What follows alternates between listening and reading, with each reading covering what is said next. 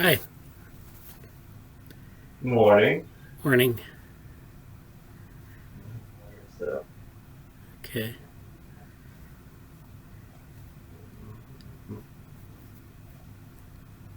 I'll be fully available in a moment. Well, I mean, I can talk for a little bit, but I'll be on camera in a moment. Oh, okay. Yeah, no problem. So, how was your week? I know we talked a little bit on Slack, but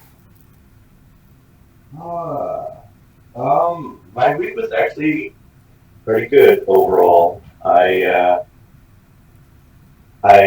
was able to really take some steps forward on a lot of the projects that I wanted to, mostly ethics team related stuff. But there's a lot of things sort of have their own like Tetris style of working through them. So um, I think this week was a really good week.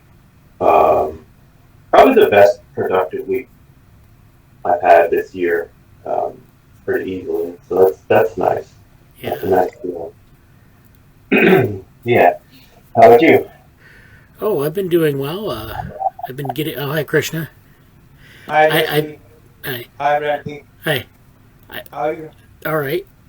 Yeah, I've been doing great. I've had gotten some things done. I'm gonna do a presentation on some things I was working on yesterday. Actually, just had come to me in a breakthrough, I guess. Oh, So great. yeah, but yeah, thanks for a lot of the activity on Slack. I noticed that you've really been, or Jesse's really been working on getting this ethics group together. And Krishna, welcome to this meeting. Uh, this is where we do more things that are a bit less biological. We do ethics and other types of stuff. We do AI, but more like agent based AI, not like machine learning. So. Okay. And there are other people in the group. We have people in the Slack channel, and I'll go over the Slack channel or the Slack team in a bit and highlight some people in the team. So, how are you doing, Krishna? I'm doing great. So actually, I had one thing in mind that can be transformed into a paper. It's positive feedback loop. It's you can say that it's part of ethics in AI. For example, like if we select two groups, like for example, it's something like garbage in, garbage out. If we are feeding our AI with biased data, the result would be biased. Like if I get that in it's something like this. Like in America, the use of you can say marijuana in blacks and whites is similarly like 40 to 60%. But the arrest charges are 8 times more likely to be of a black person than a white person. Like this, so they are only scrutinizing out black people, and when they do that thing, they are if you are only testing black people, so it will give data that black are consuming marijuana more. So here we are putting garbage in and getting garbage out. I got a very good research paper and an article. It was of Jeremy Howard. He's professor at San Joseph, I guess. San Is there any university San Joseph? I guess something San Francisco. Oh, okay. Apologies. Yeah, so these names are quite alien to me. It's San Francisco University, and here it was mentioned that 8 times people of similar charges, different races are 8 times more prone for getting arrested. So I wanted to present it into a paper like something. I've been working on the abstract. I'll send you the abstract soon. I have already sent you an abstract regarding the evolution paper. Right. I sent you on Slack, and I'm working on that positive feedback loop thing. Oh, well, that sounds And good. Yeah. okay, and I had one more thing. So it was regarding this. Like for example, if you translate, if we are doing machine translation, that is translating languages with AI. So if the corresponding of if we get if we get an analogy, if a man is set as doctor, then a woman is automatically chosen as a nurse, but she should be also getting the tag of doctor, right? So we have some gender stereotypical roles. some of them are not biases, some of them are true, like some of them are true, but like statistically there are more female nurses, so we can say that a female is more classified to be a nurse. But if we are comparing it with a doctor thing, that obviously it's something wrong. Like when we are doing transition, it should not happen there, because if we are corresponding nurse for a female and doctor as a male, that's something wrong. Both should be categorized as doctors. Yeah. So Yeah. there were a few things like stereotypes in AI. So that is the thing I want to discuss in the paper. I'll send you, I'll make a draft and I'll send it to Jesse and you. Maybe I was planning it to send today, but most probably tomorrow I'll send it. Okay, that sounds good. Yeah. Yeah, I look forward to it. Yeah, I got the evolution abstract, but I'll read that over. So I can't open it on this computer. I'll have to open it on my Mac because it's a Pages document. But that's okay. I mean, Okay. we'll probably talk about it in the meeting on Monday, though, because I'll send you the doc file. Actually, recently I switched to Mac, so that yeah. the software dependency is issue. Actually, Pages is nice, but it's like you have to have it in Mac. Yeah. So. Yeah. Okay. I didn't know that. Oh yeah. I'll send you the doc file. Okay. So welcome to the meeting. For those of you who aren't here today, we have a new member, Krishna. Why don't you introduce yourself? Hi, I'm Krishna Katyal and I'm from India. And I've been working with the Developmental and Developmental group from, I guess, past 1 year. And I had really nice, you can say, very really nice experience working with Bradly and Jesse and all the other members. And I wanted to, expand my domain and I wanted to work on AI thing. Nowadays I'm very much interested in working on AI ethics, because I think that we are making the same mistake with AI that we made with ourselves and the society. So society has a chance to throw all the bias and emerge in a more you can say more better way, or in a more progressive way. But if AI is also we are making the same mistake. Like for example, if you have a little child and we are teaching him racism and stereotypes and all the bad things that we should not teaching him, that is the thing that we are doing wrong with the AI. If the roots are not strong, how will the AI thing will mature into something very beneficial? That's we have to focus on the grassroots level. That's my main interest nowadays. Yeah, thanks. Yeah, so you'll see that we have a lot of people who are not in the meeting who participate. So, speaking of which, I'm going to do, why don't I do a review of last week's agenda, then a Slack review. So let me share my screen. So last week, let me see, this one. Okay, so and Jesse's been doing this, so thank you, Jesse, very much for this. We've been taking notes and then putting them up on our lab Medium, and that's medium.com URL group. So I'll put this in the chat. And this is the Medium that we have. It's a blog that, we can organize it by theme, so we can put tags in the post and it'll show up in different ways. This is the way it's set up here. We have a bunch of project calls for involvement, so we've been putting these up for a while. I need to put some more up soon, but I put a bunch out 2 weeks ago. So reconstructing cybernetics, epistemological directories, metabrains, innovation in open science. And then Jesse has a couple of posts here where from 2 weeks ago, this Society and Ethics team post, which actually lays out a lot of the Society and Ethics project.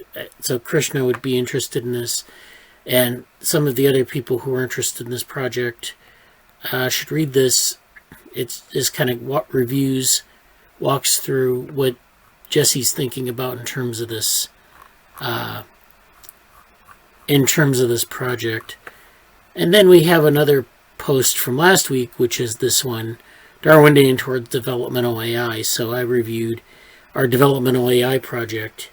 and I talked about where we are with that, and I'm going to talk about more about that today. So that's going to be something that we're working on for paper in a couple weeks. So, and then there's this other thing that Jesse did this week, and this is sort of a discussion group for the AI ethics group. So he's, I think Wednesday evening in North America time, he did he had a discussion, like a working group on, I think it was Telegram, and then he did this video, which is good. It's about 30 minutes long, and he goes through some discussion about some things, and it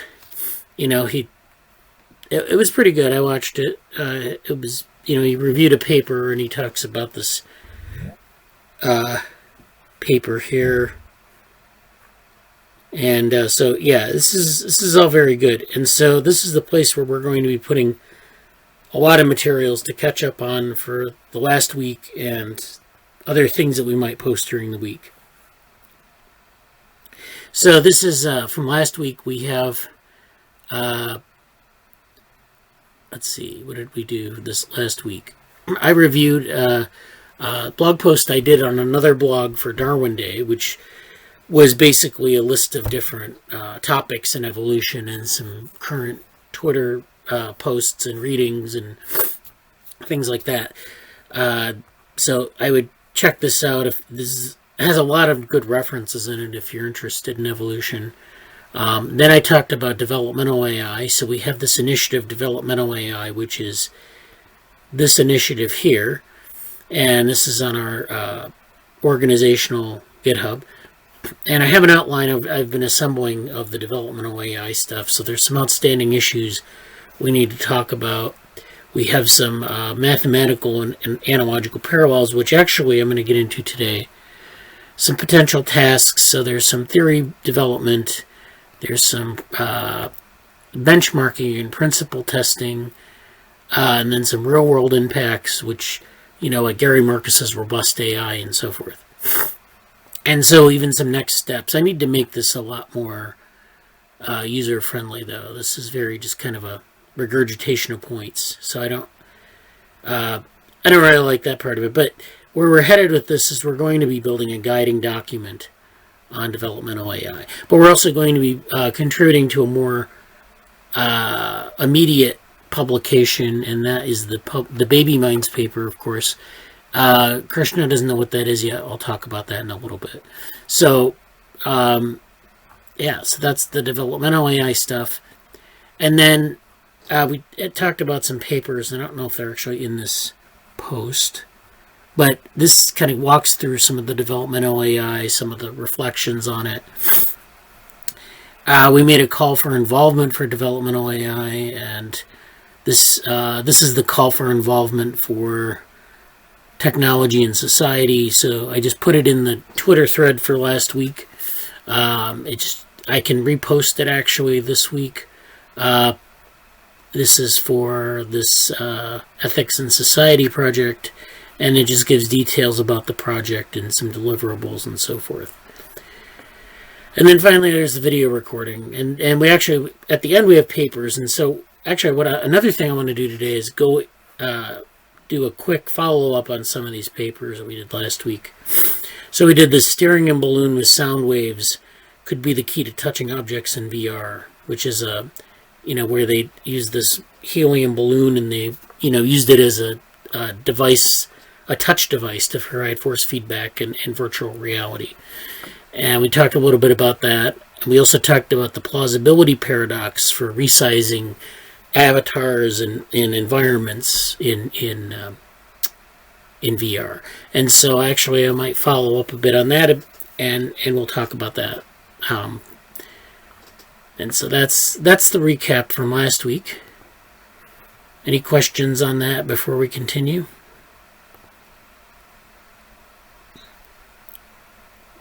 Nothing from my side. Okay. Yeah. Yeah, I mean, there's some things that I could say, but I don't quite know what else did you want to talk about today? Because I mean, I could say a bunch of things about what's happened this week, but I don't quite know where you want to steer things. Okay, so let me see where. Why don't I do the Slack review first, and then that'll be really short, and then we can get into the ethics and society discussion. How are you doing in terms of getting set up? Okay, I'm pretty much there. Okay. Yeah, let me go into this Slack review. So we're doing this because we have a lot of activity on our Slack. And I want to highlight some of it so that it doesn't get lost in the ether. All right, so this is our Slack, and this is Krishna just joined, so welcome. If you want to join some channels, if you're watching, I know Jesse knows most of the channels, but if you're watching online, you might want to visit some of these channels as well. So Krishna joined in. We have Ethics, Society, and Tech. That's the channel for this project. We have the events discussion channel, which is important, and we've had a couple of good posts in there this week on different events. I think that's this one. This Francisco Varela workshop is probably the most recent. Or Morgan put in a link to this event, this training event for brain science, open for neuroscience. It's probably open science for neuroscience. But there's this Francisco Varela workshop coming up in March on the work of Francisco Varela, and it's Ouroboros 2021. So Ouroboros is the sort of the continuous circle. So, it's a play on Varela's idea of self-organization and feedback and all that. So there are a bunch of interesting talks to this. I would suggest you look at it and maybe register if you're interested. Yeah, Yeah. I was curious fine because I don't really know that much. I never really heard of it before in any capacity. So it's something I'm interested in checking out. That was in events? Okay. Yeah. Okay. Then events news is, I don't think there's anything new in that. Let's see. Then we have Developmental AI, which has nothing new in that. Brain organoids. We had this event from Alison Muotri, who's works in California on organoids, and Morgan knows him pretty well. I think he's at the University of California, San Diego, and he works on Alzheimer's and neuroorganoids for Alzheimer's disease. So they study, disease in a dish, basically, or in the case of organoids, in a vat. And so, you can learn a lot about like neurodegenerative diseases by culturing cells, growing them up, and then having a lot of cells that have the molecular markers for neurons, different types of neurons. And you can look at the progression of these diseases. And organoids allow you to do this where the cells are actually form a tissue instead of just being cells in a dish. And so that's you might want to check some of that out. Also, there was an interesting paper from that same group on where they took, and this was a little controversial, I guess. It's where they took Neanderthal, I think, DNA, and they reprogrammed a cell or something, and they were like, so they can reprogram cells. They can make induced pluripotent cells, and they were able to grow these organoids, which they called Neanderthal brain organoids. So they differentiated the cells into neurons, and then they studied the difference between those and human cells, or modern human cells, I should say, because Neanderthals are human. And that was an interesting paper. There are some bad media hype about it, that, they were able to read the mind of a Neanderthal or something like that, but that's not really what this is about. This is just about, like, creating, different conditions where you can sort of resurrect some of the things that, like the brain of a Neanderthal, which, there have been a lot of hypotheses about what that might have been like. It probably wasn't that different from the human brain, but, you're able to peek into that world long gone. So, that's the other big thing that was happening in that channel. Let's see. I know there was some stuff in here on that I posted on, I think it was in general. Okay, so I did post something on an abstract that I posted, and I don't know where I put it here. I'm trying to remember where it is. So what I did was there's this event that's coming up. It's sort of this developmental AI type event, and I put in an abstract for it. And now I'm not finding this thing. I don't know where I put it. I don't think I put it in office hours. Although, if Krishna wants to check out office hours, you can check this out. And this has a lot of stuff for, like, communicating with Jesse and myself on Fridays, where we kind of answer general questions about the lab. Is it in conference materials? Might be. Actually, I'm not on these channels, I guess. Oh, you can join the... Yeah, you can just join the channels. You go up to channels, and you click plus, and you can add channels in. None of these are private. Well, Admin Lab is private, but most of them are open. Okay. Okay, this is it. Yeah. Thank you, Jesse. I found it. This was in conference materials. This is another channel that people want to join, or Krishna should join, but people should visit on a regular basis because it's got a lot of good things that we're working on. So the first thing this week that we worked on here was this. So this is the Baby Minds paper that we submitted in October to one of the NeuroSim workshops, the Baby Minds workshop. And it didn't get accepted to that. But the reviews weren't bad. They were pretty, just mainly like it's not a good fit. So we're going to recycle this paper for A-Life 2021. And the deadline for that is on March 7th. So it's in like 2 weeks or so. And we have about 3 pages of space to fill in this. I actually have it all worked out in their template. So we have about 3 pages of their template space, which is about maybe 3.5 of a normal document. But we need to get this out. I think A-Life 2021 is a better fit for it overall.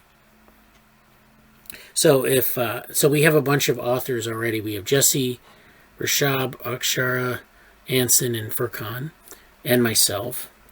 And we're all on the paper. And so if anyone in the author list wants to contribute, they're free to. If you're not on the author list, you can contribute as well. I'm going to, again, give a short talk later on some of the things we might put into this. We need to fill out some technical details, and we also maybe need to add some more detail on some other areas. Like, I know that Rashab was working on the reinforcement learning aspect of it. So this paper is, it's based on the Bratenberg Vehicles work, but it also gets into this developmental AI area. So it's coming along. I haven't really had a chance to turn to it yet in terms of the text. So that's coming up this week. So if people are interested in contributing, put a note in go into the document, make notes in the margin, and basically what you want to add, or if you have text that you have prepared, if you're writing, you can put that in there. Tell me where to put it in the paper, and I'll put it in. We can add more references if you need to. That's fine. So that's going to be happening. And sometimes they extend this deadline, but we want to make sure we get it in by March 7th, or at least that's our timeline. So yeah, I made a note here as to some of the things we might do here. And then Jesse and Danielle were very excited about this. So that's that. Then the other thing is this international workshop on embodied intelligence. And so this is EI workshop. This is, I don't know who's putting this on exactly. It's on, it's virtual. I think it's in Europe. So the timing, if you're in North America, is a little weird. And maybe in India too. But it's worth checking out. And I actually put in a abstract here short abstract. They were soliciting abstracts for flash talks, which are like the 5 to 10 minute talks. So I put in something here. This is approaches to developmental embodied neurosimulation. In this talk, I will review our lab's approaches to developmental embodied neurosimulation using agent-based approaches.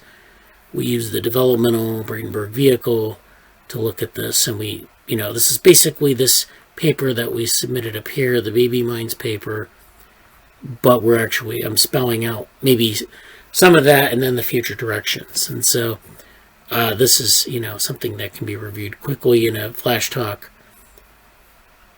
Okay, so Daniela likes that. So, so that's been submitted, and there you can still register for this. I would register for it if you're interested. I think the registration ends in March, but do it now so they don't fill up. So that's the Slack review. I think that's enough on that. I just wanted to point those things out because I don't know if people caught them or not. But I missed that one, so that's cool. Yeah. I just pulled up. I'm looking at that now. That looks really interesting, actually. I'll register for that for sure. Yeah, it's good. Okay, now I turn it over to Jesse, and he can talk about his ethics project. Speaking of that, actually, I just got news about it. Okay. So many screens right now. I'm trying to manage here. Where are we? Okay, here we are. Alright, hello. Hi. So I actually just got an email now, which is a positive response to us. I guess I got it earlier, but I didn't see it now. But our abstract has been accepted. So we will be giving a presentation at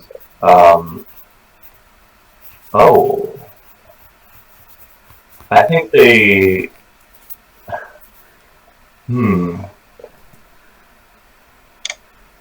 I have to clarify because I don't know if they intentionally. I just saw the email. They said they gave us a first time research talk. Okay. Which I don't think that's what I applied to.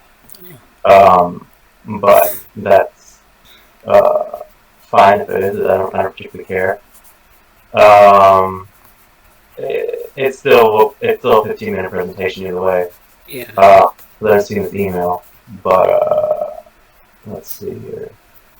Okay, so I just see that we have been given on Friday, April 10th, in like around 4 p.m. might be our tentative schedule. And then we have some stuff due by March 1st because of the abstract.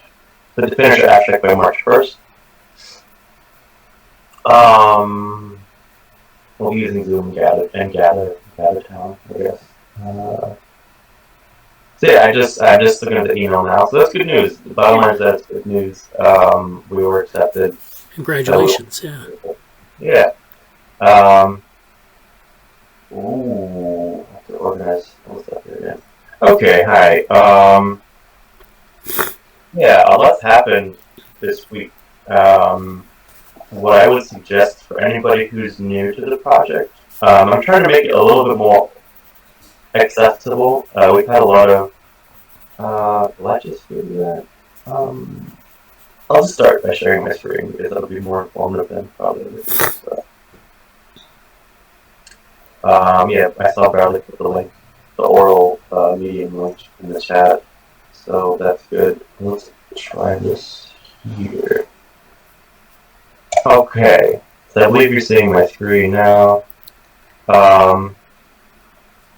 This is the developmental AI we just talked about. Oops. So, not quite sure where would be best to start for this, but I'll go through this board a little bit to kind of show. I made a specific, like an actual project board that is sort of what these are supposed to be used for in like the most project-based project management sense. So that's cool. But I'll go quickly through the board. I'll go quickly through this document, which has been updated a little bit. And Bradley already showed the Medium publications, so that's would be a really good thing to do. I think I'll make sort of a beginner's package for things. But if anybody, I've actually met a few people still reached out to me about this, and if they're watching or see this, as of this time, I'm basically having especially since we just got the notification email here. I'm basically going to say, if you can, anybody can sort of join until about March 1st, because I'll have to cut off things at that point. But we already have a nice team of stuff, and there are actually still some people. I might want to reach out to Erin. Erin and I actually, Erin will be a great addition to the team because she has a really good viewpoint and kind of will have an economic take on things from her studies and where she is in her she add another lens to this. And to kind of quickly go over what I'm trying to do with this project specifically, I know Krishna mentioned asked about this here, which is this isn't the New York Celebration of Women one. This is an adjacent one. I fleshed out this specific issue a bit more with taking the kind of what are the actionable items here. It goes over the essay components and some of the things we're looking for. So there's a few submissions we could do about this specific one for the AI Now AI Lexicon project, and I put everybody here who's showed interest in that for the time being, and that'll kind of be we can work on that next. But now since we submitted the abstract, and now we just got confirmation, there's kind of a rush to focus on the New York Celebration of Women Computing AI Ethics Framework project overall. So just to show up, this was our submitted abstract, which can be modified a little bit, and I think I do have some modifications for it. Let me also show. I have a little bit. It's a little bit tough because there's a few different updates in different areas, but just to kind of show this one too. There's a few updates here that I made in a little more publicly accessible way, but here's this also in our GitHub here. It has the abstract, submitted abstract, and here are some things that I've been thinking about, updates and changes, and working on the balance of it. Because if we only have 15 minutes of discussion, that will be there's a lot to put into there. So we're really going to be able to go into all these things, and I feel like the best use of the time for 15 or 20 minutes, depending on what we get, will be it's going to be kind of doing a crash course overview of AI ethics frameworks, and kind of okay, what has existed. Kind of a standard mapping project in the frontier map sense, like what has existed, what paths have been taken, where can we go in the future, sort of a deal, and looking at some specific topics. And these are some of the specific topics that have come up here within AI ethics. There's a broader philosophical component that I'm reflecting on that, and I want to have maybe a little bit, but I mean, in reality, it's going to be like, I don't know, probably less than 2 minutes of time, because I don't want to focus on that too much, but I really want to have a little bit of an allusion to these bigger questions, because a lot of the questions that, actually pretty much like Krishna just said earlier today, that was my opening, very similar opening. If you look at the Medium publication, when I first went into explaining, this project and the background behind it, so I think it was 3 weeks ago now, or 2 weeks ago, maybe. I explained, a lot of people talk about artificial intelligence as a means to,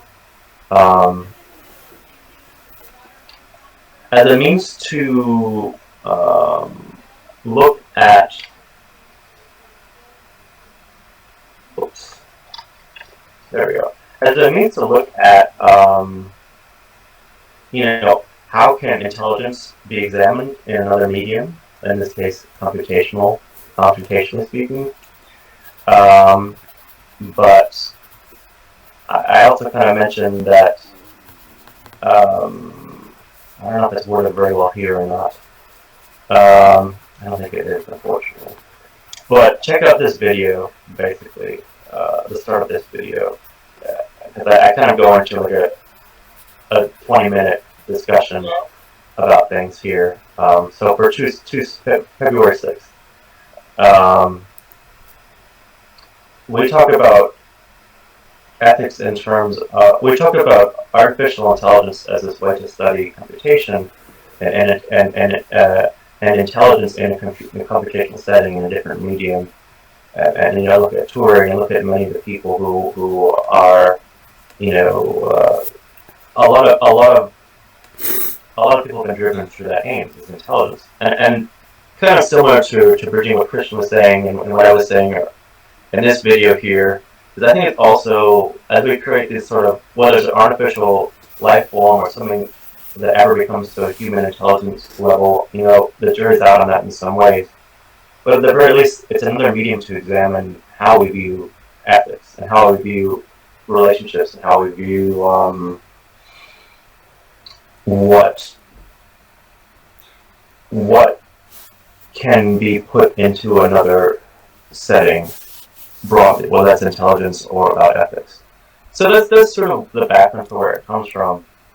But for this specific 15-minute presentation that we've now been accepted to do, and I'll follow up with them and get more details about it. There's sort of this range of background about stuff, and to also just to mention this quickly too. I know Bradley kind of went over this a little bit earlier today, but there's a really,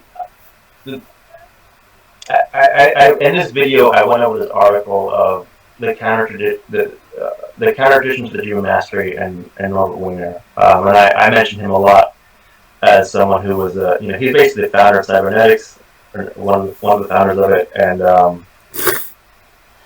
there was a really interesting article by Doug Hill, who also wrote a book about a similar topic, but he posted this piece in IEEE Society for Social Implications or Societal Implications of Technology.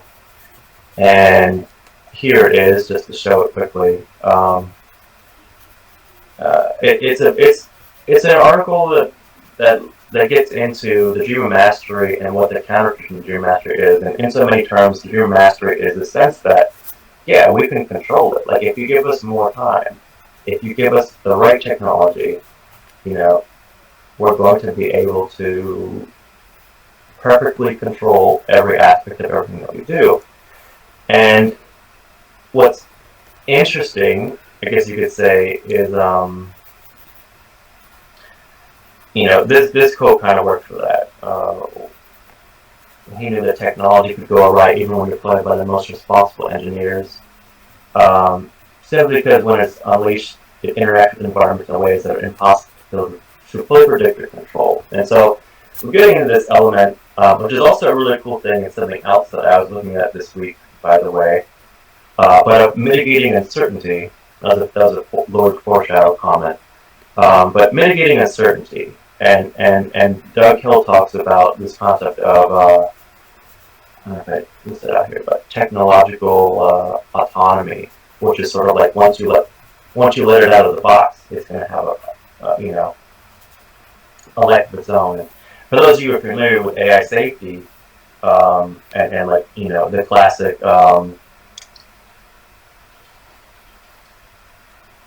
classic, oops, I just messed up the book. Superintelligence by Nick Bostrom. Like, this is like a big part of his work. It's about this. This sense of technological autonomy. Like, once we get to the tipping point of AI becoming towards superintelligence, towards human-like, which is this interesting term that people, many reasons, aspire. Like, see as kind of a what is human-like AI, and but most of other people are like, if you get to human level, then it's going to go. What's to stop it to go beyond and rapidly beyond, at that point. So there's,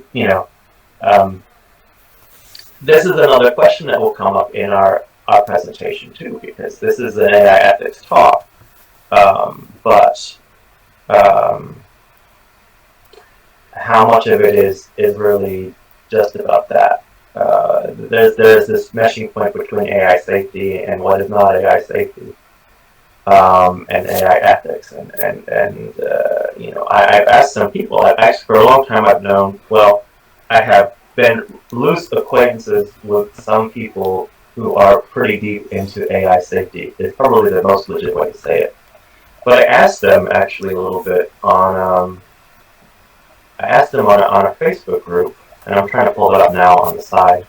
I'm trying to the most interesting way to do this. I asked them a little bit here. Do I have anything here? No, I don't have anything here. But this is definitely one of the things I want to mention in the presentation too, because there's sort of a different viewpoints and different sort of layers of levels. Maybe it's the best word of analysis in terms of what is AI safety versus AI ethics in that sense. And there's some really different viewpoints, and I'm going to try to pull this up in the most functional way possible, because it's on Facebook. It's a Facebook discussion group, but there's let's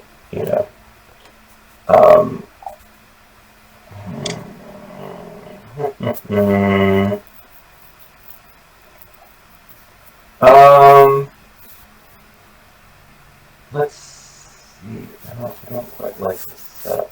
Alright, I'm going to try to do it like this. Forgive me for this delay, but I'm trying to make it somewhat, workable. Let's see if I can make this happen. Alright. Okay, so on the right side of the screen, left side of the screen, I think I'm just going to hold it like this for a second. I don't want it to adjust.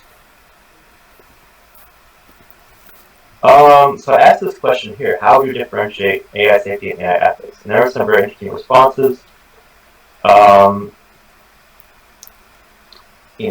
just going to skip to Bradly Alicea, who's Machine Intelligence Research Institute person, and this is sort of his response. He's sort of critical of all these terms, which is good, but ethics, as in, he's kind of out on the AI ethics term. Toy ML problems for predictable outcomes, AI alignment, attempt at guesses towards AI, and I think this is these are all it's funny because Rowan's also a huge name in AI safety, and he's very.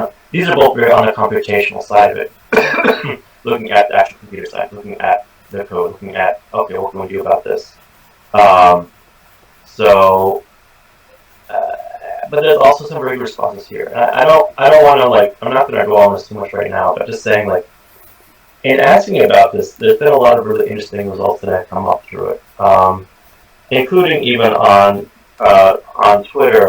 I've opened up some things for discussion, and there hasn't been that many direct responses, but there's been a lot of interest in this discussion about are we interested in collection and things like that. I'm very interested in, Francesca Rossi is a very, she's done so much on this topic, and I know of her stuff, but I haven't looked at it specifically. Ruha Benjamin's come up quite a bit at Princeton Vision, at NeuroPS. She's been in a lot of different places discussing her work on race, technology, everything else.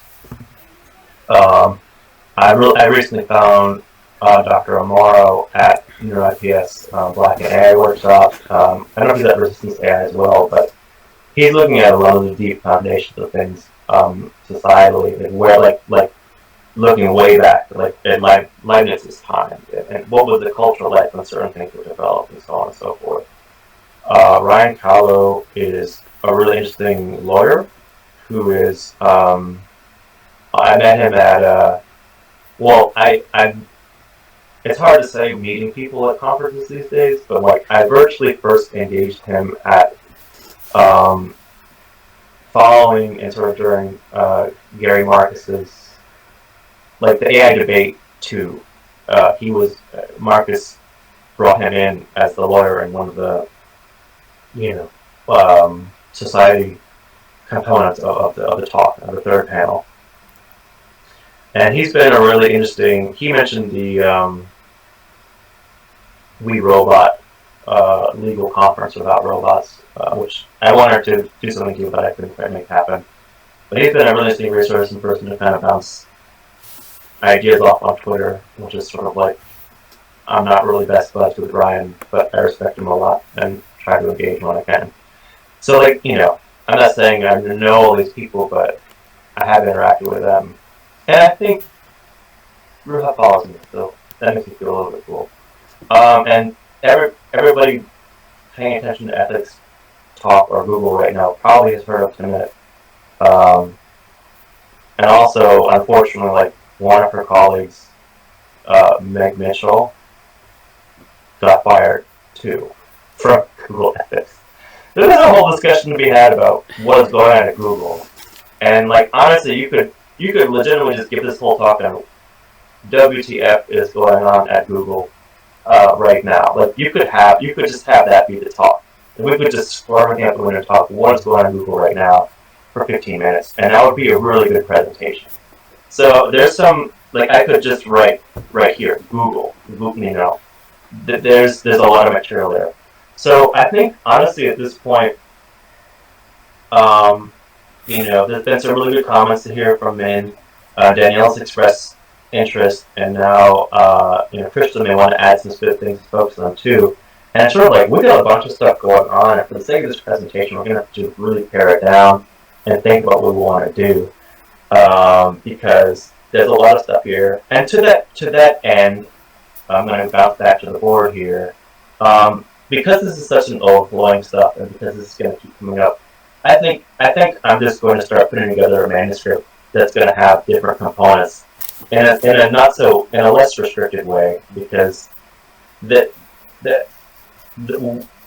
I'm envisioning, there's a very clear limit what we can do at the New York Celebration of Women stuff. And that's just fine. That'll be a great exercise in being concise and paring down. Okay, what do we want to say? And for those who don't know, like the conference is a small local conference, although it's virtual, so anybody can go. Now this year, and everybody who's done a paper is essentially invited. You will need to register, etc. But it's a small conference, and it's about diversity and this is the best. This is not really that good. It's a great platform, and the background of the conference is, celebrating diversity and women in technology and specifically in computing. But it's a really wonderful, like, it's really good for helping early career people or people who are getting into a field. They have first-time researcher talks. Which is a really cool thing that they do, but also the mentorship and the community around at this conference is very, very, very, very, very good.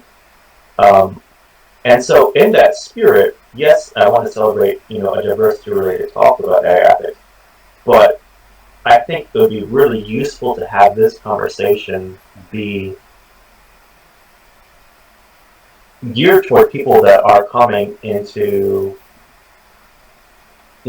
as someone who's potentially earlier in their career, or looking at things to do or think about as they go into a career in technology or computing, what can we be looking at? So I think that will shape a little bit of the presentation itself.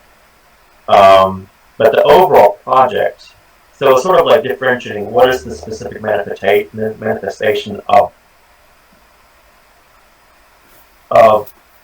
this team that we're looking at within the conference. And within this specific conference, we have 15 minutes to kind of put together basically what would be a useful overview of people to look at as they're thinking about their own careers, as their own development as professionals in a computational career, in a data science career, in someone who's going to look at these things. But I feel like that for this conference and what we're going to be doing in terms of the slides, I think that's the shape that we're going to be taking with that here.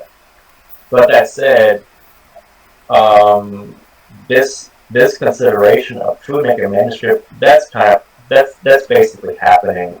Like I started to put it together here. This is super incomplete and hasn't been updated since the Wednesday session.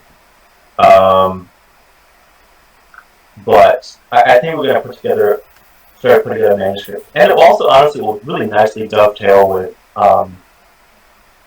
this other project. This is really its own separate project and not really the same thing as here. But I kept this issue in this project board just because it's quite relevant, and just to show this again, there will be some overlap here.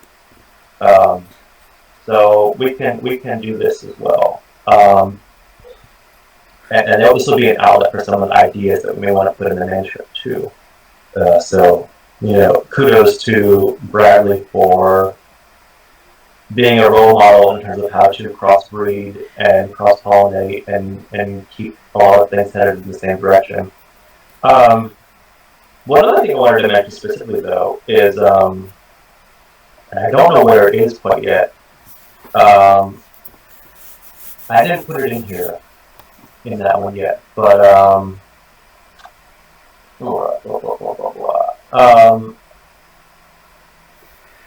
there is going to be an actual computational and machine learning bent to it.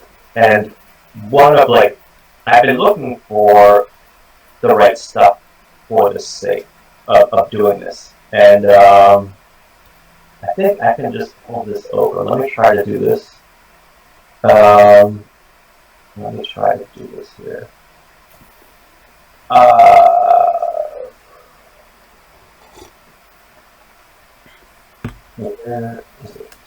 Here we go. So, can I also pull this up? Oh yeah, I can. I'll do. There's also some lab manager stuff I'll say about a little bit of stuff I've been doing with Zotero, which I think is actually pretty cool. But I'll talk about that some of the time, or maybe not even today if we don't have much time. But I've been collecting resources, and just to quickly show this, I won't discuss it, but just to show this here. Let me bring this over here.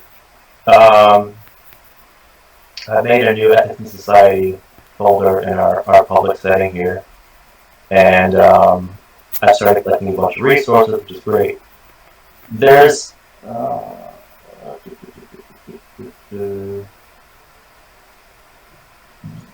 some really interesting book chapters, technically speaking. And I'm not even going to pull this, I'm just going to show this bullet. There is some really interesting actual computational work on this.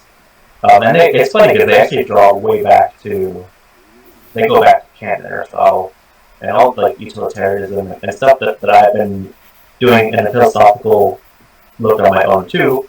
That's cool. But there's some actual, nitty-gritty technical stuff to get into here. And I don't know if I'm going to get into that at too much, but one thing I'm 100% going to mention is, and I don't know the best way, but I'm just going to show this. This was really good. I found this basically after the session on Wednesday, and this is a nice combination of this is great. You can see here, I made a little tweet about this. I just got some interesting work by Dr. Brown via the podcast, which is This Week in Machine Learning, basically. And We're really curious to learn more of the combination of uncertainty mitigation, complex systems, and systematic approach to fairness with the incorporation of stakeholders across the production. So,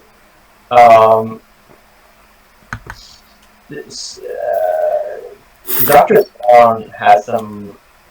She developed some actual, like, she has, like, there's an actual code that we could look at here. What is it? Here it is. And what it is essentially, she's interested in kind of the full stack, which I really like. She's interested in looking at ways to undo undo the bias that's already embedded in data, which is kind of what Krishna opened up talking about. Like there's bias that's baked into the data and how we collect the data right now. And she, like, her Wiggum's tool is kind of an attempt at doing that, and I'm not going to try to explain it right now because I haven't got myself deep into it. But it's kind of based on, if anybody knows The Simpsons, there's Police Chief Wiggum, which is where the name comes from, because it's a reference to Simpsons paradox, and inspired fairness and forensic. So it's really cool. I'm going to ask them for the paper yet. I haven't found it yet. Bless you, or whatever. And there, there's a. This will be fun to look at. I want to look at this more. Like, I think this will be a really good example, like a concrete example of, well, what can you do when it's baked in? And she has this as one of her efforts. And why is my computer not working? And it has, what's said about this, where we talk more about some paradox and everything, and, she goes into the actual data science about it here, which is cool. And also, she's interested in a much broader, I don't know a good link for this right now. For the sake of time, this one? In the podcast, she mentions working with social psychologists to establish different sort of lenses of fairness and what might be more useful, which is sort of an interesting, sort of after the fact kind of way of doing it, I suppose. And she goes into she has a really interesting discussion, which I want to follow with her about how to best. There are different things, like there's interpreting the data and trying to de-bias the data that you're given. There's selecting which ethical lenses to use as a filter once you understand the data that you do want to use. And there's also this sort of, she talked about having, this is sort of, perhaps idealized in a sense, but what I was getting at in my tweet about this was, what's happening to my computer was, people having experts or stakeholders across the different lines of development, like being able to have people at different stages of the process itself and evaluating it. And I don't really feel like I have a lot of good things to say about that in a concise way right now. So I'm just going to, my takeaway from mentioning Dr. Brown here is, I think I've been looking for some concrete, coherent examples of,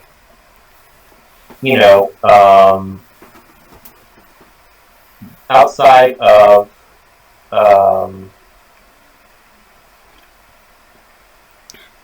outside sort of policy level things. I wanted there to be a little bit more, and I wanted to have a very specific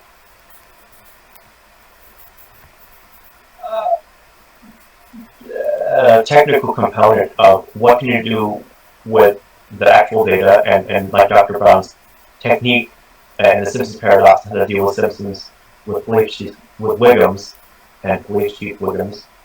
Like that's okay. This is an example of someone doing just that, and that's great. And then a little bit broader, more holistic take on data creation and data analysis and whatnot would be good. And then also, yes, these policy and legal and broader questions. So it's going to be quite a bit to fit into this, but I think it's shaping up in the sense of trying to give a 15-minute crash course. It's going to be a really interesting challenge of being very concise, and it's going to be a very specific set of crisp. Okay, philosophy. Here you go. What happened in Google? Here you go. Here's what other organizations are doing. Here you go. Here are some specific points. Here you go. And here's some technical whatever. Like it's basically going to be that much because it's an extremely short amount of time. But I do think, and between using this the AI now as another, like we could create some specific articles for this. If someone has like a specific idea they want to flesh out and put into this sort of a category. This could be the same thing as a section in this paper. This could be part of this could be one, not a subchapter, but like a heading or a grouping of words in this perhaps much larger manuscript that may have many. It may contain for smaller ones, but like if you look at what's really happening, like you could say frontier map of AI ethics and safety. I don't know if I'm going to keep that there, but like this is sort of what the manuscript's getting at. That's how you can do anyway. So that's kind of my overview of this. This is a lot of stuff, and I know the things to do today. This is what I wanted to do. Like I'm doing this update and we present Saturday, so this is what I wanted to do. I'll refer to this for anybody who again is looking at this. Feel free to comment on GitHub if you're checking it out there, or Slack. We've added a couple people to Slack recently again, which is great. I did make this. I showed that off just to show it again. I made a few. I've been putting some different things here, and some of them are articles, some of them are, different layers of things here. And I think even I'm trying to put a few. I think I got to the podcast somewhere. If I don't, I'll put the podcast in there for sure, as well as there's some other just very good questions that come up here about this topic. And there's also there's a good YouTube video of just I want to put it on camera just to show this. This was a good video. This was interesting. This was useful. This TED talk basically about solving ethical problems. And everybody has their own specific approach, which is maybe we can talk about in the presentation too. So that's good. And we're definitely working on this one still, differentiating AI ethics and safety. The moral and philosophy component is being fleshed out, and a lot will go into this. So I'll leave it at that. If there's I kind of went over the chart that I wanted to say about this. So if there's any immediate questions, feel free to mention them. But we can also talk more in Slack because there's a lot going on there. So. Krishna, do you have anything to add? Have any questions or comments? Well, I don't have questions. If I, while I'm working, if I get something, I'll ask on Slack. And just the thing that you presented now was, very much informative. Yeah, thanks. There's a lot of like pieces that are coming together this week, so it's good. Thank you for the kind words about mentorship. But no, this is very good. And this paper that you're writing, do you have a link to that in the Slack channel? Have you made it public yet, or semi-public? Yeah, the paper is still part of the main. It's the main. It's not. The manuscript itself is just not a separate thing from the main one. But I'll put this in the Slack or in the channel too. And it's also it's probably easier to access in Slack because it's still there. But it's the same Google Doc right now. Okay. And then make sure that you put the steps to, make sure everyone knows what the steps are to participate in the Celebration Women Conference. You put a list of sort of steps up at the top of one of the documents, and I don't know if people are aware of all of those steps. Make sure that everyone, just put it in a place, maybe in the Slack channel where everyone can access that. There was kind of an audio issue. Steps participating in the conference. Yeah, you on one of the documents you had a list of steps that everyone needed to do to participate in the conference, like register, and then look over the document and prepare things. So make that list of things, put it prominently in the channel so people can see it. Okay. Because it's make sure, because people want to contribute, but they don't know how necessarily, and there are deadlines involved with that, and so you want to make sure everyone makes the deadlines. Okay, yeah. I think our next deadline is March 1st. So I'm going to reorient things around that. Oh, you did put the Google Doc in the... All right, good. You put it in the chat, so... yeah, thank you. That was good. Yeah, so that's ongoing project. And if you're watching this online, if you have any questions, let Jesse know, or let me know. Well, you can come to the meeting next week or talk about it in Slack. So there are a lot of different media you can use to go through all this, and this will be an ongoing discussion, as you may have guessed. There's a lot. I like the Zotero. Thank you for putting the Zotero libraries, making them public, and continue to maintain them, because I think those are useful. Just for reference wise, we always seem to need references, like if we're doing a paper, but also people want to know, get the essential readings for something. So I think that's a good thing to have to point people to. Yeah, I actually really like that. I'll really quickly show this again. Just to kind of. I basically created a bunch of new folders here, and I also updated.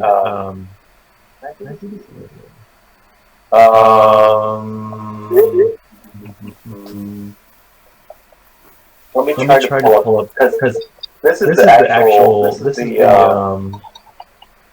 is the. What you're seeing is the desktop client here. Yeah. But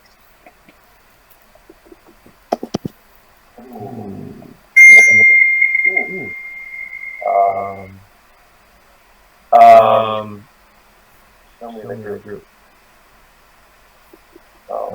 There's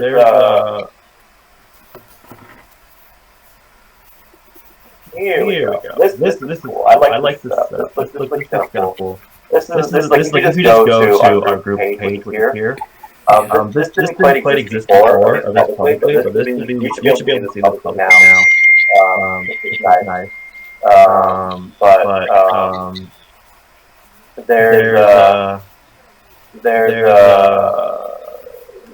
You can come and look at stuff here, and if you get deeper into it, it'll basically look like this. And I have my own. This is my thing here, which is some other items for the group. I made one for cognition futures. I made a general educational resources one that's like some machine learning stuff here. It's like any good. A while ago, I always had this idea of I'll show it here because actually I know exactly where this one is. I had this idea of creating tools, like a tool, a set of tools for a tools category. For all, like things that you should know to do work here or Needleworm. And that was there's a lot of that going on in needleworm. But just to kind of allude to this here, if you have something that will be potentially fit in, like, hey, things you should know things work here, then you put research about big small, or whatever. Just do it at a research level would be good here. A reference and a citation. And changing the group to public, it kind of strips any of the documents from it, but also frees up a bunch of space. We have a lot of space for metadata for references here, and Zotero. And so I created some stuff related to events.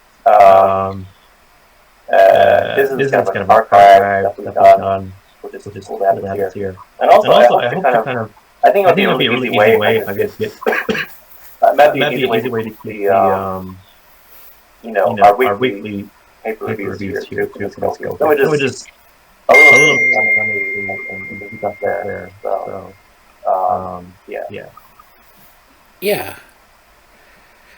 Yeah, I think that's great. Also, I need to work on the. I know we have the neural organoid library that's burgeoning with resources, so I have those. I'll have to add those in, just kind of like a backup of the. The Slack channel. I mean, I'm kind of assembling that myself in a folder, but I'll put those up there. That shouldn't be too hard to do. About all of that, I feel like there's sort of I haven't done those with that yet, but I want to definitely help out the organized stuff too.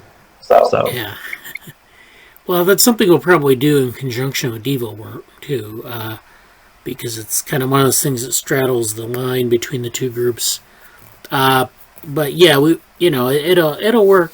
But I think one of the main things we can do is actually get a library together. That'll be an easy first task, and then we can move on to something. I mean, because we've been trying to do this for like a year and a half.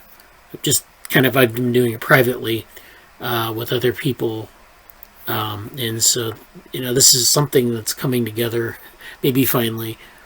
But so that's good. Thanks for doing that. And then the reading queue folder is also something I need to update because I have access to all the papers week by week. So maybe we can put that together if I have time. It's sort of like if you have infinite time in that manager, like extra stuff. But it's I think it'll be really easy going forward because I can just look up the paper and click. It's a click for me at this point. We have it set up. If anybody wants to join the Zotero and add resources to it, by all means go ahead because it's quite easy to do. All you have to do is remember and set up some browser like add-ons, and you can just it's quite easy to do. So yeah. Well, thanks for setting that up. Okay, let me move on to I want to go over the submissions document real quick. Thank you again, Jesse, for the presentation. You can see my screen, you can see the list. So we're so far into this now, you actually have to scroll down to get to the end of it. So that's probably good. But, it might be reorganized by dates at some point. Yeah. And then some of these we decided not to do. Some of these are done. So that's great. We got a lot of check marks in here. And then we need to... First I should ask, does anyone want to add anything in? Anything ethics related we need to add in, or... Is the AI now lexicon in there? I think it is. We have an AI now. Here it is, 31. It's listed as fellowship application. I don't know if that needs to be updated. I would say AI. Just maybe just say AI lexicon because that's what it actually is. All right. I think I can actually. I'll put the link in there. Yeah, put the link in.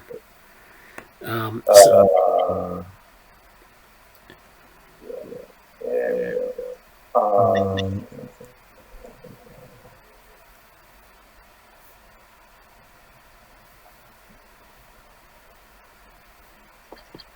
Okay. There we go. So that's a lexicon. There is the where is it? The update on the. How come I can't find it? Oh, I'm looking in the wrong column. Envision conference. So number 14 here. So this is something I actually filled out the application to attend this week.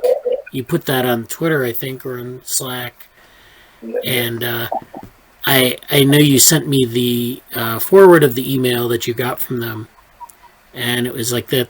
What was it that the session was accepted, or what was it exactly that? well, there's it's not quite a session. It's also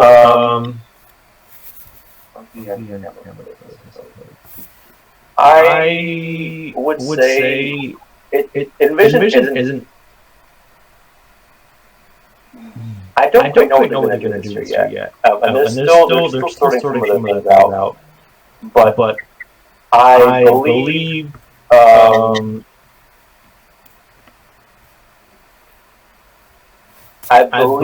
we will have the opportunity. We as in the lab, Yeah. We'll have an opportunity to. They're doing something called a virtual gallery, and I don't quite know what that entails yet, because they're still fleshing it out. Also, like I could say, the thing about Princeton Envision is that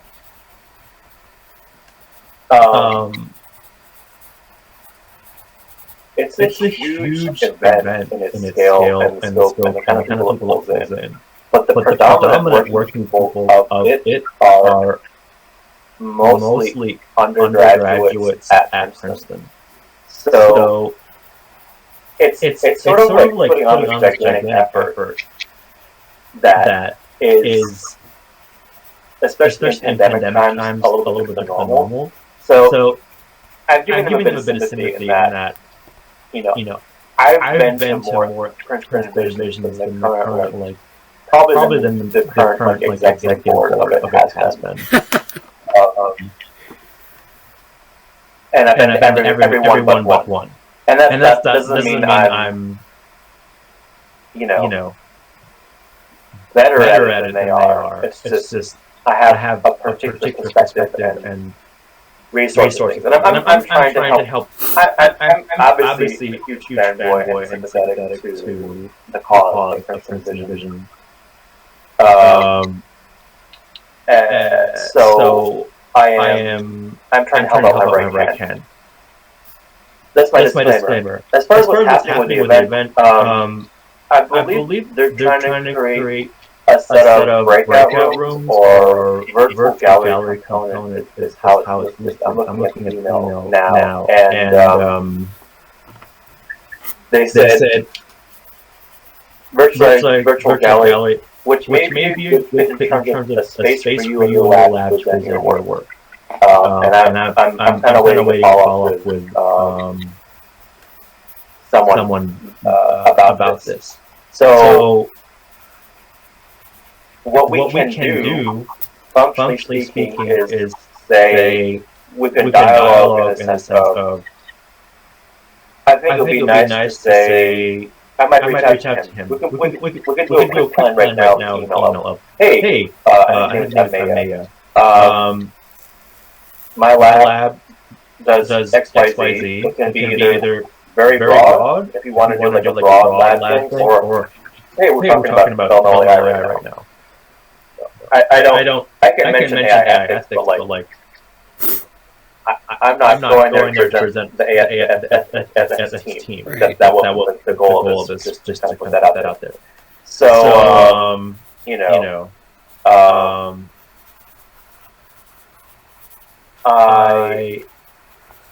we can do a a suggestion of, hey, here's what we'd like to talk about. How does this best fit in with with your space and capacity and availability. That's kind of what it's shaping up right now. So, I don't know what you'd like to discuss in that setting, but I feel like we'll probably have in the past they've done things like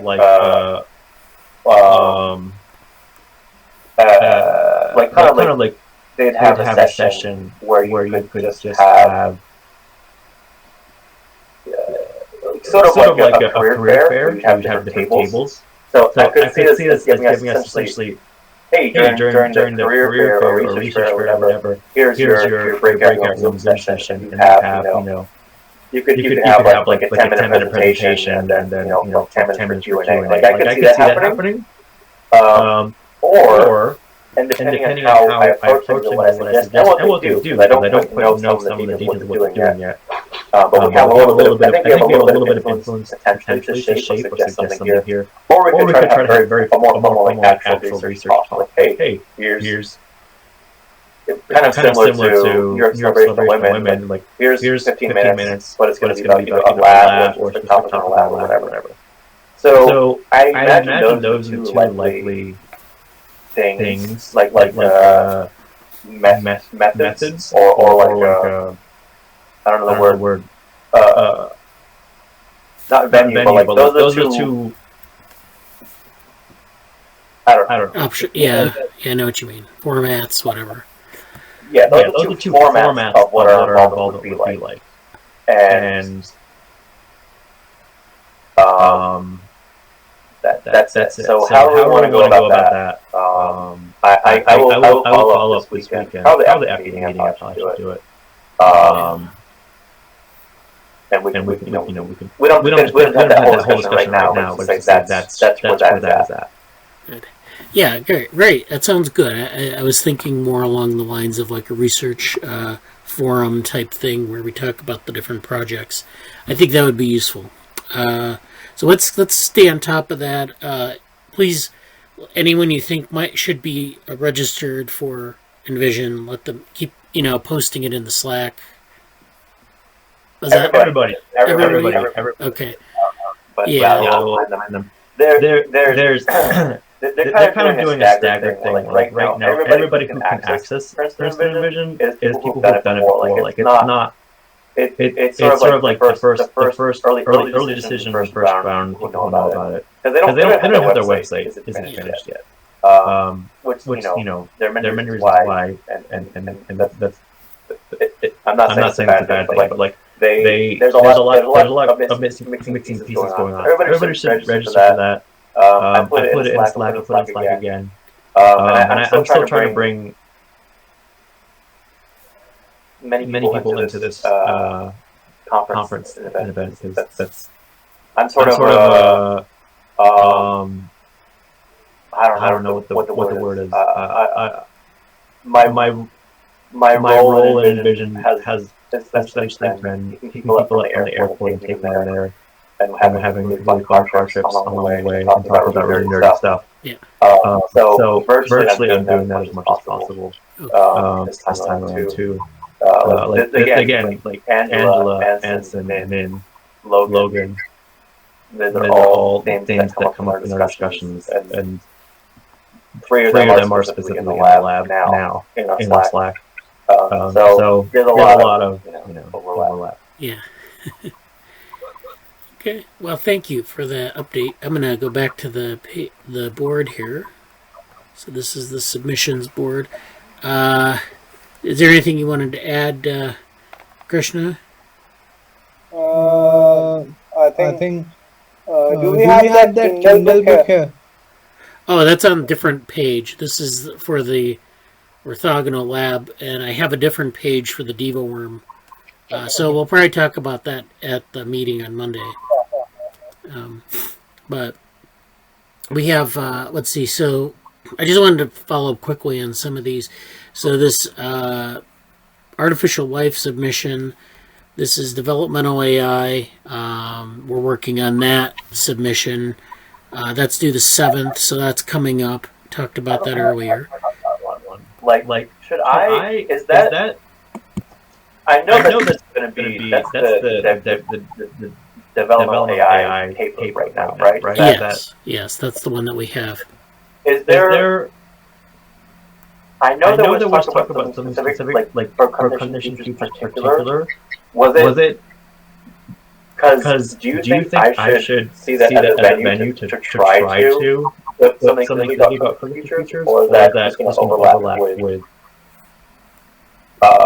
the current paper? Well, you could actually put they have an extended abstract, and it's 2 pages long in their format. So that's about maybe 3 to 4 pages of regular formatted times New Roman 12 single column. So you could maybe write up an extended abstract on it and just kind of, because that's usually for like breaking results or something, and you could put in like, do more of a philosophical or historical. That's usually their category for, where you talk a little bit about like, cognition futures and give a sort of an overview of it. And I think that would work. So you don't need to put a full 8-page paper, and you can put in a 2-page extended abstract. And that might actually be good to get in. I mean, it'll be a little bit of a tight deadline, but I think that would be a good idea. Well, yeah.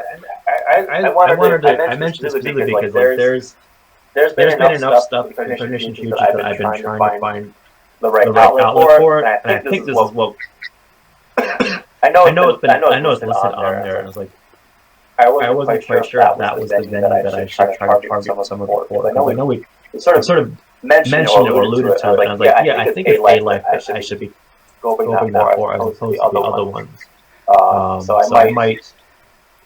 Yeah, I think as a first pass approximation, you should try for like an extended abstract, which is 2 pages, and then just that's a pretty limited goal, and I think you can get it out, and then that gives you like something. If they don't accept it, or if you get it in, you can go to the next step, which is to make a bigger paper out of it, and sort of clarify some things, outline some issues, and I think that's a good opportunity for that. Yeah. Okay. Okay. I'm audible? Yeah, you're audible.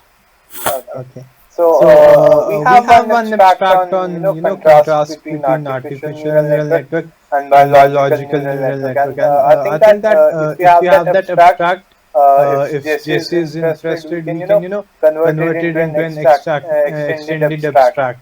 It's already of I guess 1.5 page or 1 page. We can add some of the historical development of ANNs into them, and it would be in the given time of 1 to 2 weeks we can transform it.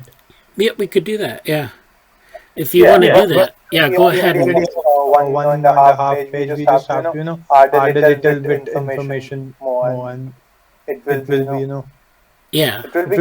it will be to make something from scratch. Already have some of thing made. Yeah, I think that'd be a good idea. We might have to put a little bit of an A-Life spin on it, which means that like maybe something more like, well, we could just focus it a little bit more on like the self-organization aspect. Why don't you send me? Why don't you add to it a little bit and then send me a copy, and I'll kind of go over it. Maybe we can figure out how to do that. But we have already kind of published it in the NeuroMatch. So we can republish it. Even though that would be a spin-off of that thing. But is it okay? Oh yeah, yeah. We didn't even publish an abstract with the NeuroMatch stuff, so that's perfectly fine.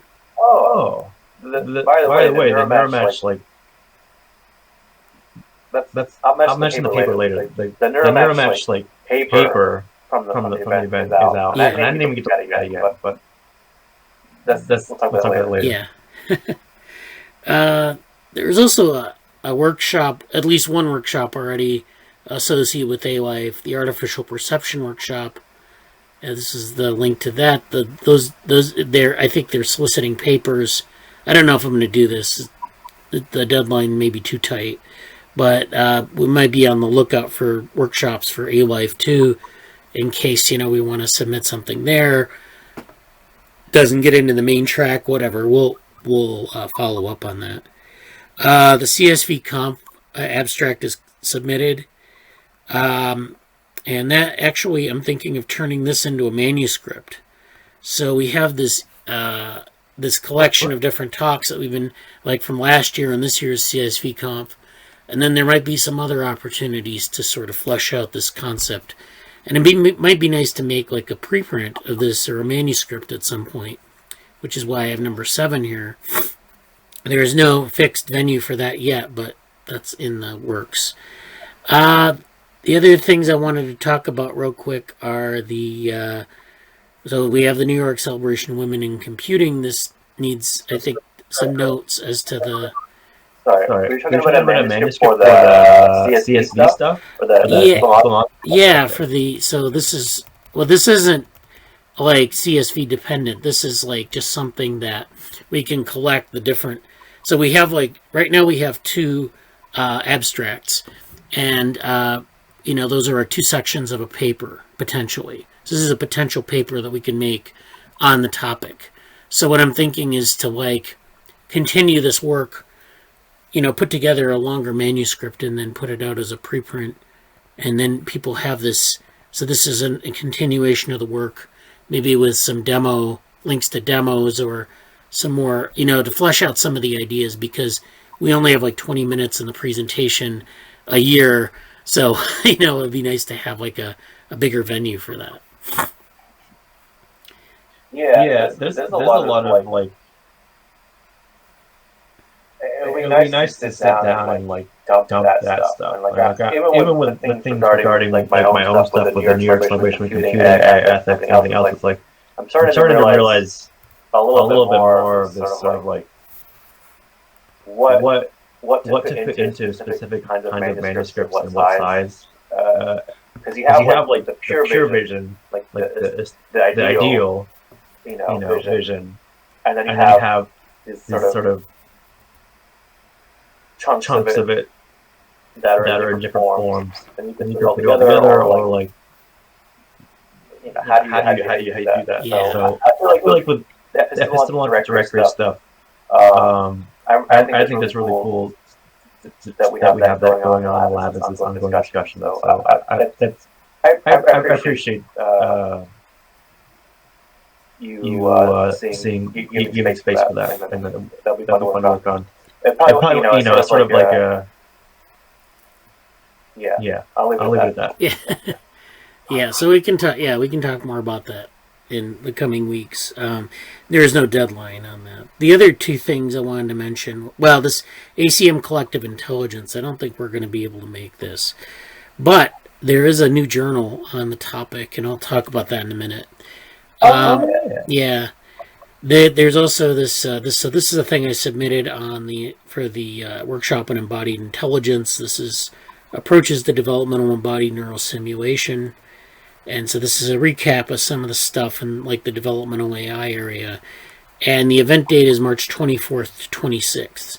So if you're interested in attending this event, go to this link and register. The registration form, it's free. It's right on the website.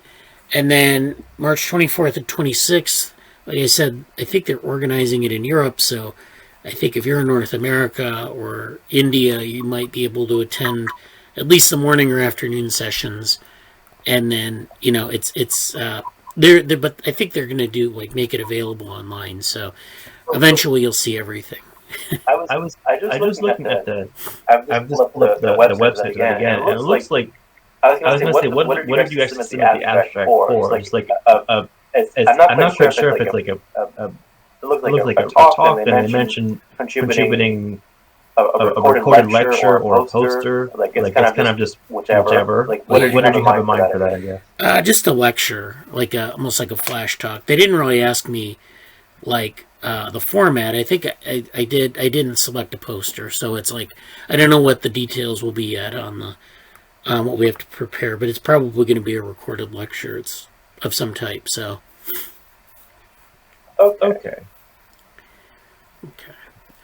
And then finally, we have this so this baby minds follow-up is actually linked to this number 4, so that'll be, I'll fix that later. And then this proposed session for SIPS 2021. So this is the Society for Improvement of Psych Science. This might be another place where we can do more work on the epistemological directories. This is a conference where they do a lot of meta-science focused on psychology, but it's they might be able to put together something for that. The deadline for submitting proposals for that is in April, so it's off ways. But I'm just putting opportunities on the list as they come available. If we don't make it, we gray them out like so. And if we make it, then we color code this. And these red these red highlights of different numbers are things that are coming up. So this is probably a no-go. But this Envision conference is, so when we get that resolved one way or another, we fill it in. So that's good. And so that's we'll keep going on in that in the next couple weeks. I also wanted to pull up now the papers. I wanted to go through these really quickly, and I'm not going to talk about any of the new papers today, but I want to follow up on last week and talk about, well, so some of these are 2 calls for papers that I mentioned in the spreadsheet. This is Lana Sinapayan, who I've worked with before on some different things, and she's announcing this artificial perception special session. And so this is a workshop. It's been accepted at A-Life. So this is, do you work on perceptions in machines, illusions, computational psychiatry, change blindness, evolution of perception? Submit a paper. Deadline March 7th. And I was thinking of submitting something on Gibsonian information to this. I know we already have the Gibsonian information paper submitted to CogSci, but there are so many different issues associated with it. I was thinking, well, we might submit a paper, but I'm not really sure if we have time to do that. So we may not be able to do that, but that's okay. We can, that would be one venue. But there's another venue, and this isn't for the same type of work, but this is a new journal called Collective Intelligence. And so this is a new journal. They're looking for submissions. So this is a journal where they want papers that ask questions like, when is a collective output intelligent? How can this be quantified? How can a collective output be computed? Are there overlaps between collective intelligence and AI? Do cells and tissues show collective intelligence? So all these topics are what they're looking for. And I think between this group and the DevoWorm group, I think we might have some sort of good something to submit to that journal. Yeah, just Black's part of like associated with Science Institute. Yeah. Complex science take time. I really I would like to. There's a lot of fun stuff we could do with that in terms of many things in lab. So was there a deadline for that one? That's an open, because that's a journal. They might have special issues, but I think it's just like you write a paper, you submit it through their portal, and they put reviewers on it. So it's like a rolling deadline. But it is a journal. So it's like, the articles have to be more substantial than a conference paper. Mm-hmm. So that's calls for papers. I also wanted to discuss, last week we talked about virtual environments, and so I wanted to talk some follow-up papers to that. This first one here is a Slater Scarbaz. So in the talk last week, we talked about like this resizing illusion and some of the sort of the components that were involved in that. And one of these is something called the plausibility illusion. So I had talked about virtual environments, and I talked about how they, you have these illusions that govern your perceptual systems. And this is how you, first of all, how you think something in a virtual environment is real or not. And 2, how you can introduce illusions that are, that might you can exploit them. Like for example, when in many cases they have a field of study where they train people who suffer from PTSD or phobias to engage with stimuli in a certain way so that they can overcome their fears. So one way is to project like a snake pit on a floor of a room, and then the person at the edge of the room, they'll see that snake pit and they'll think, well, I don't want to walk over that snake pit. I'm afraid of snakes. You can project this image of a snake pit, and it gets people used to this phenomenon. So then, eventually they can interact with, the scene without freaking out, and it's supposed to help you overcome your phobias and things like that.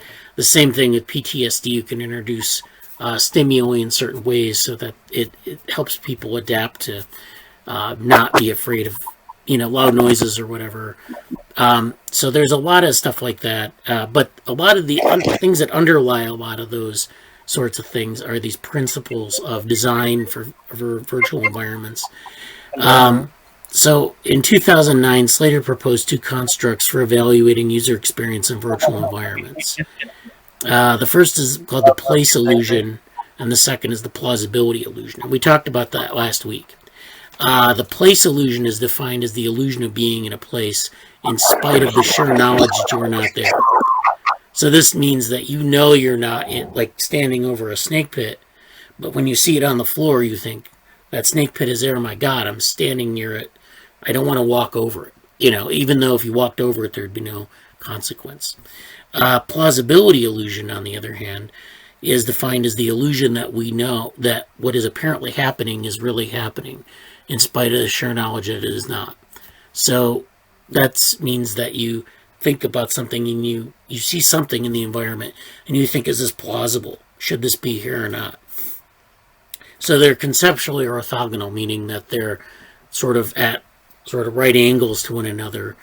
So they're components of this idea called presence, and they're conceptually orthogonal, which means they don't really overlap too much, but they do interact in some ways.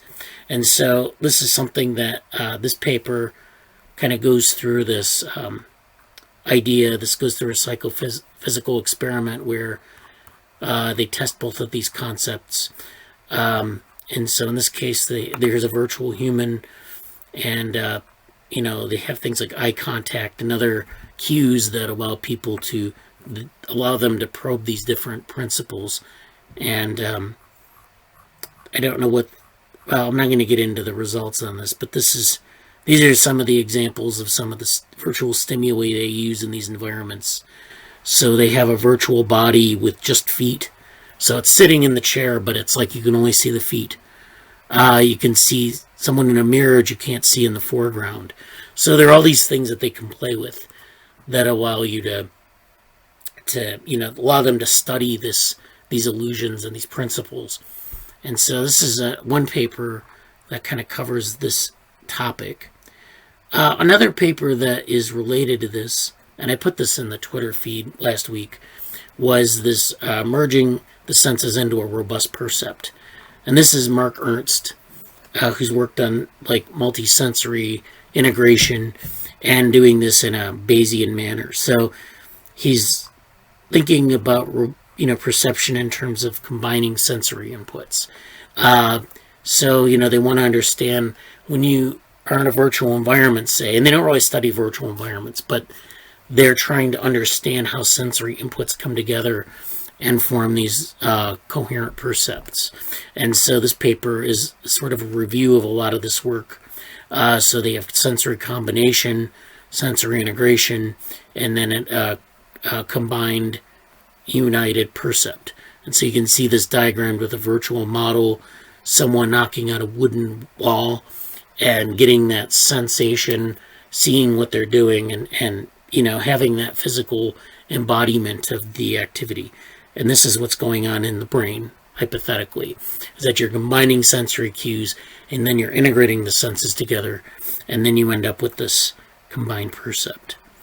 And you can model this with simple things like Necker cubes, where you can take something that looks like a visual illusion, it's just a set of lines, but you could run things like virtual bricks through it and, test the sort of the geometry of it and, do things like that. And he also introduces, of course, perception, action, and Bayes theory. So this is the idea that perception and action is basically a Bayesian thing.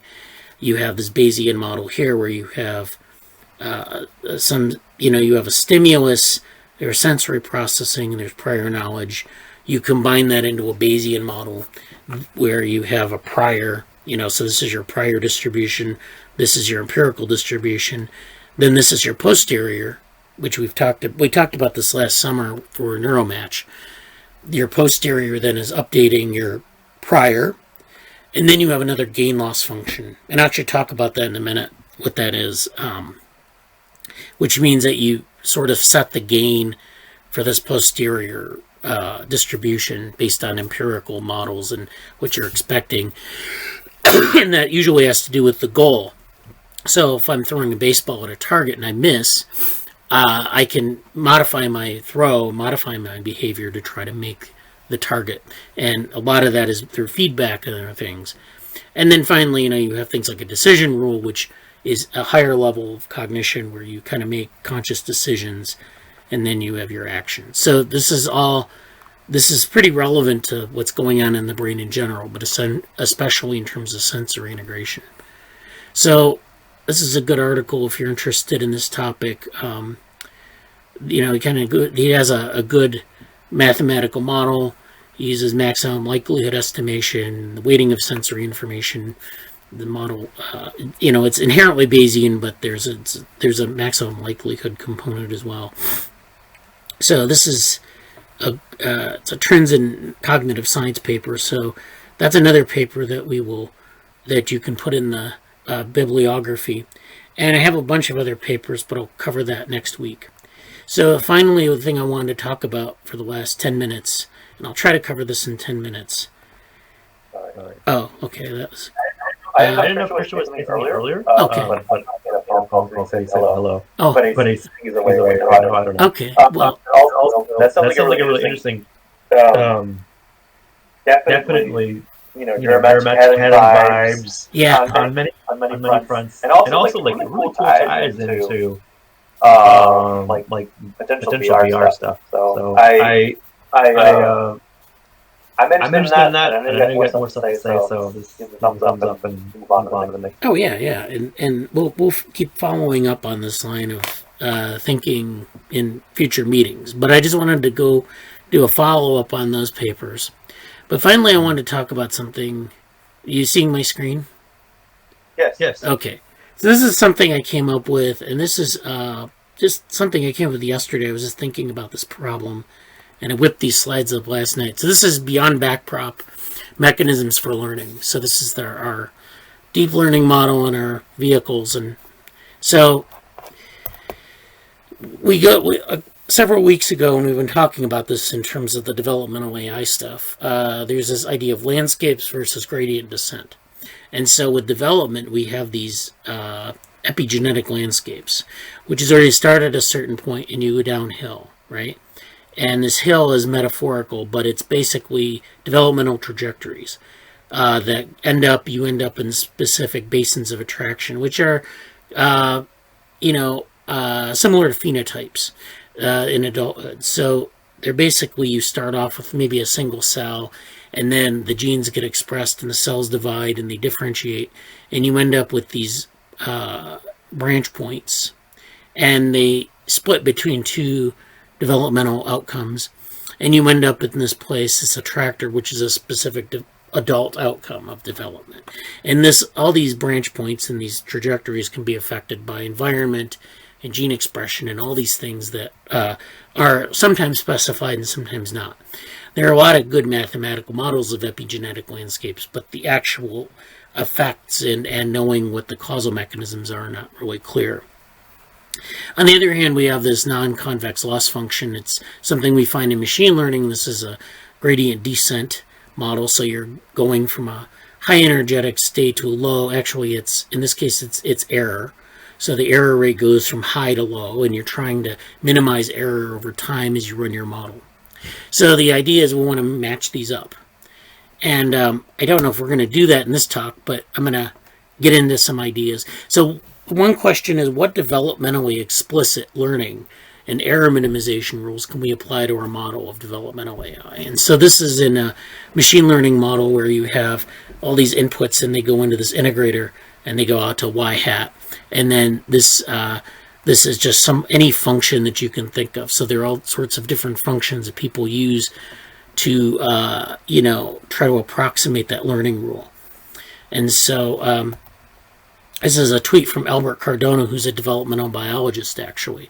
And the Conrad Cording's lab put a tweet out on this story about how the brain may do credit assignment. It's a Quantum magazine article, and Albert said he took a quote out of the paper.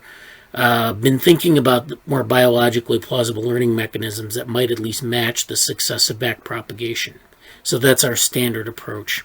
3 of them, feedback alignment, equilibrium propagation, and predictive coding, have shown particular promise. Mengio, Hinton et al. So that's really interesting, but none of those are really at least explicitly developmental, but there may be some interesting, that this suggests at least that there's something beyond backpropagation that we should look for.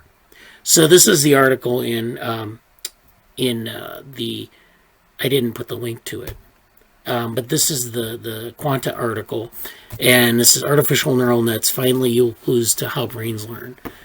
So they kind of talk about the parallels of biological brains. So this is relevant to the work Krishna and I were doing for NeuroMatch.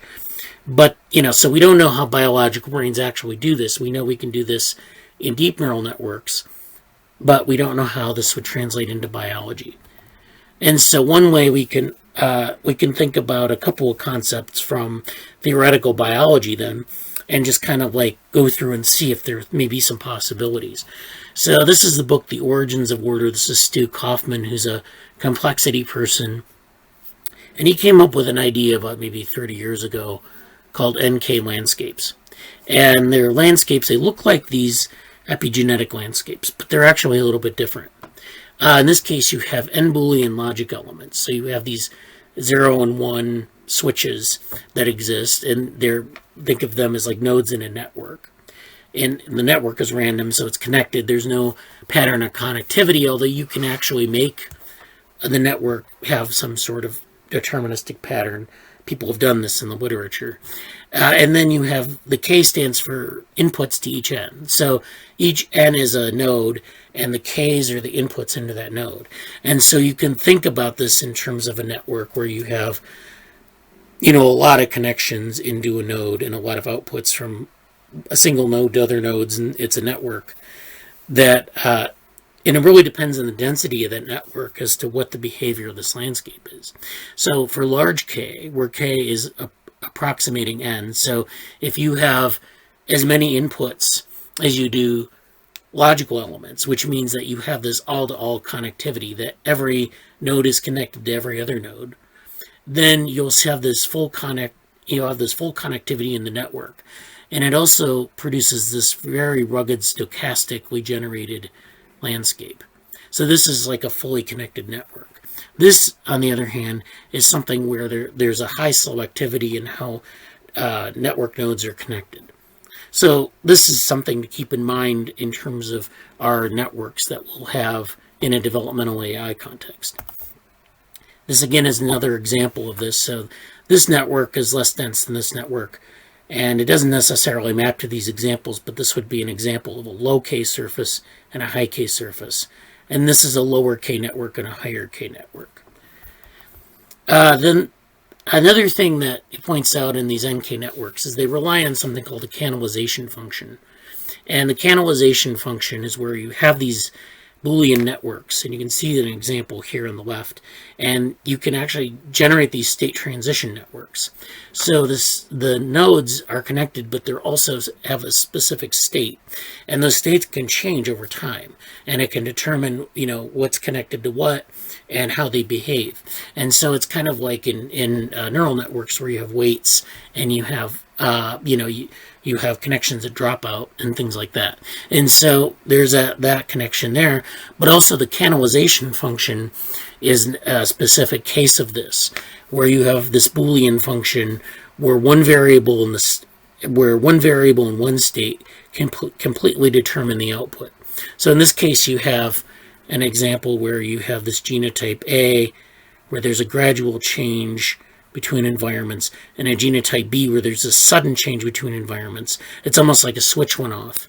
And in this case, it's where you have a network where there's maybe one node that controls the transition from one state to another, and that node then changes state. And I don't want to get into the topological reasons for that or what happens, but just think of this as like a tree. So like when you have one of those branching events in the epigenetic landscape, a canalization function may be responsible for that. And so you can see this in this paper. This is actually a paper about C. elegans development and the lineage differentiation tree, or lineage differentiation in a lineage tree in C. elegans. And so you have these alternate paths that can be taken, and they model these paths using these NK networks and these canalization functions specifically. So the canalization function determines where you see a split or where you see a branching point in the tree, and this maps to this epigenetic landscape. So this again is like where you have regular disturbances in development. So you have this trajectory that's basically, it can vary on its path, but it basically ends up in the same place. And in cases of high disturbance, you might end up in a different attractor basin, so that those switches don't function in the same way, and you end up in different places in development. So that's like environmental perturbations and things like that. But remember, we have this idea of contingency in development, and this is from one of the developmental AI talks. So this is where you have this branching system, and you have these contingencies where every time you have a branch point, you end up in a certain subspace of the developmental space. So like, you start off, you can end up anywhere in the phenotypic space in development if you just go from this top point, this one cell state, to whatever you want. But then you experience these branching points in development, which restrict your ability to move through that, explore that space, and eventually you end up in some subspace, So that's the kind of analogy we're kind of going for here. And then this tweet by Maxim Erginsky, and this is the final point. He points out that it's ironic that theoretical biologists Reshevsky, Rosen, Conrad, Petit understood more about intelligence, learning, and adaptation than the more compute, more layers crowd ever will. And I thought that was particularly enlightening, because I thought we've been talking about these different, especially Rob Rosen in the DivaWorm group. And so, it's kind of like these people are theoretical biologists, but they're more attuned to, say, like the classic cyberneticist approaches and things like that. So it's interesting that they, working with like development or working with biology, have come closer to modeling intelligent behavior than your standard deep learning network. But that brings you to Rob Rosen's work. And this is a review by A.H. Louis, who is someone who has worked with what they call anticipatory systems. And this is something that Robert Rosen came up with about 40 years ago. And the idea is that you have this sort of anticipatory system that is, you can conceive of it as like a cybernetic system, but I will point out in the next slide what the differences there are between the two types of approaches. And, this is something we can explore in the future, but it's kind of an interesting approach. The idea is that you have these systems in physiology and in biology that are anticipatory. They don't have like they can't predict the future, and they're not deterministic in terms of their outcome, but they anticipate things. So like some of your physiological systems where they don't really have neural control can nevertheless anticipate things that are going to happen in the environment. And that's an important thing. So The differences between, say, like a standard feedback model and anticipatory biology are the following. So, in a standard feedback model, you have present observational states which update a model of past states. So this is like the internal models of the brain, or like a Bayesian model where you have like this prior, and then you have empirical observation, and then it updates your prior. And it's neat, but it's feedback. It's a certain approach to this. So this is like back propagation and traditional approaches to a predictive brain or prediction of a nervous system. On the other hand, you have something called feed-forward approaches, and this is actually what anticipatory biology is based on. So this is a different approach. This is where you have a fixed current model. So you have a current model of the world, the current state, and it's fixed in the sense that it's not, necessarily updatable. But then you consider the future state trajectories. So this fixed model could be highly adaptive and able to incorporate future state trajectories, or it could be very brittle and not be able to incorporate most future state trajectories.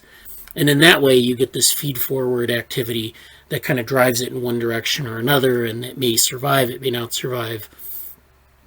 This fixed model, or these fixed models, are analogous to innate features, like the things that we talk about with innateness, or some active configuration that goes on. And this is a generative approach to cybernetic regulation. So it is cybernetic in a sense, but it's not like the traditional feedback approach. And I wrote a blog post on projective models about 8 years ago that you might want to read. It isn't really as close to what I'm talking about here, but it's worth reading. So this is our developmental Bradenburg vehicle. We assume that Backprop provides this adaptive mechanism, perhaps, but in these Bradenburg vehicles, we only have feed-forward, really. This explicitly feed-forward connections. So we can assume that there's a Backprop mechanism here. We can build it in, but that doesn't necessarily give us the kind of behavior that we talk about when we talk about Bradenburg vehicles. What we actually do have, though, is we have two different feed-forward types of connections. So we have these are the sensors, these are the effectors, and this is the intermediate nervous system here. And so we have these things that go on from the sensor to the inner layers and then to the effector. And so we have two different types of connections. We have one where it's A inputs to B, so it could be an all-to-all connection, or it could be similar to an NK network where you have this structure in the, and then you have these different switches that go off at different points. So you have this A inputs to B, which is kind of a linear effect. It could be, in parallel. But you also have this more explicit version, which is where A and C converge on B. So you can see here, this node, you have two sensors converging on this one node. And this can allow us to see, measure things like covariance, observe things like synthetic effects, or even interference, where one sensor is favored over another. So these are all things that are feed-forward, and I think it's an important distinction to make in these vehicles. And I'll be talking about that in the paper. I'll be adding that into our paper. So that's a very, very short, a way to look at that approach. And I mean, it's just like things that have come to me in the last week. So hopefully, we'll follow up on that in the future. Yeah, I think that's a really good amalgam of stuff. That's a nice synergy of things. And I'm going to go back and look at that, even just the slides of the video, because there's a lot of, I really like. I think I don't know if it's from you, but I also saw. I didn't see Albert Cardona's tweet, but I saw Maxim's and Porting's original one. I was like, yeah, that was stuff. I'm glad this came up, because those are like, things that I thought about mentioning, and then I forgot about them entirely. I was like, yes. So it's great that it's here in the context of all that stuff, and definitely developmental AI. That whole area. Even just the opening slide too. The comparison between canalization and gradient descent. If that's, I was excited just from that on, and I was like, that's good. Yeah. I put that up as a thought. I put that up a couple weeks ago to have us think about that more, and I think that's a good shorthand for what we're trying to do, is trying to get between that's sort of more conventional gradient descent, and then to this, this idea of developmental, sort of a developmental landscape. So it's like from like this idea of optimization to this idea of like possibility space, or this more generative approach. Did you have any thoughts, Krishna?